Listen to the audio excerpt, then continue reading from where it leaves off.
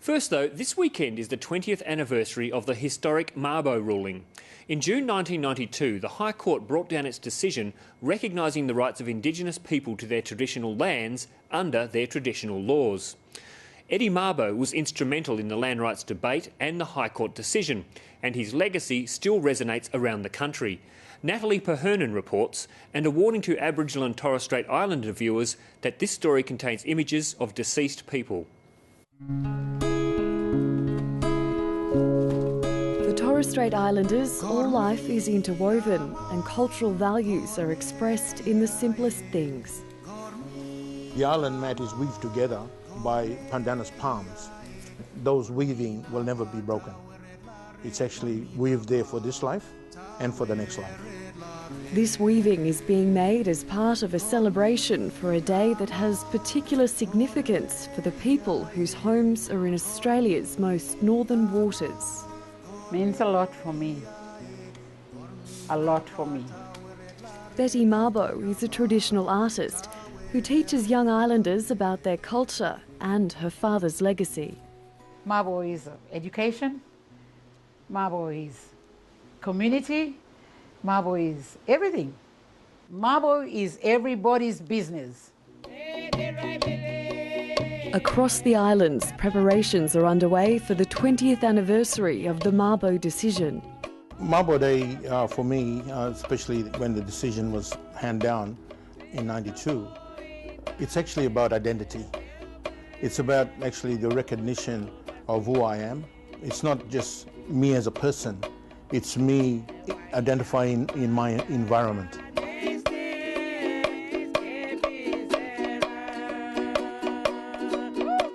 It's probably the most important day in the calendar, I think. We believe, Eddie Mabo isn't celebrated enough.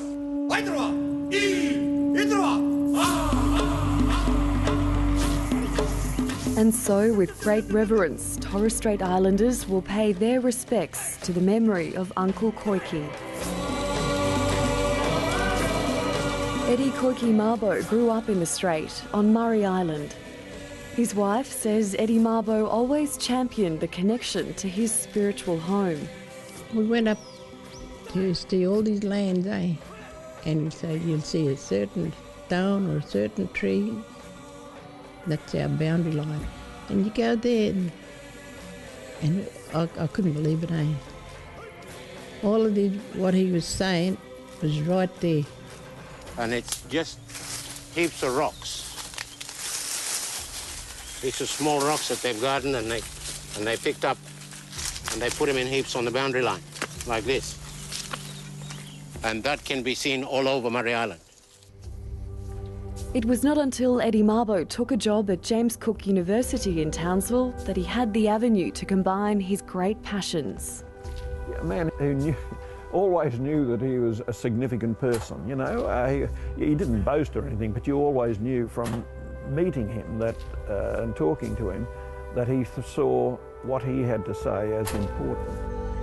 Eddie Mabo was employed as a gardener, but he sat in on classes and became friends with lecturers.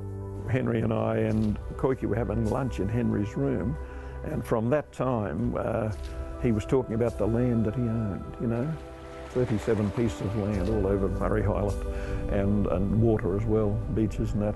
Henry and I looked at each other and eventually I said, Koiki, you really don't own that land, it's government land. For an instant his eyes wide open and silently said, I'd like to see anyone take that land away from me. The gardener was invited to lecture about his culture and his people's links to the land. And if there's any questions that you want to ask, you feel free to do so. It was as a result of Koiki's speech about how land was inherited on Murray Island that Nugget Coombs and Noni Sharp and others who were there came to the conclusion that this was the right case to go with to the High Court again. Murray Island itself was a remote location, hard to get to, where custom and tradition had, relatively speaking, been sustained. They wished to assert that the ridiculous proposition that under Australian law they did not own their island, their reefs, their offshore areas. They wanted to assert that that was nonsense. They'd always been there, they'd always owned it. Eddie Mabo died before the case was resolved. On his deathbed, that's all he had on his mind was land claim, land case. Yeah, that was his last words. 5 months later, the High Court announced its decision. It had overturned terra nullius. Native title was instituted into law.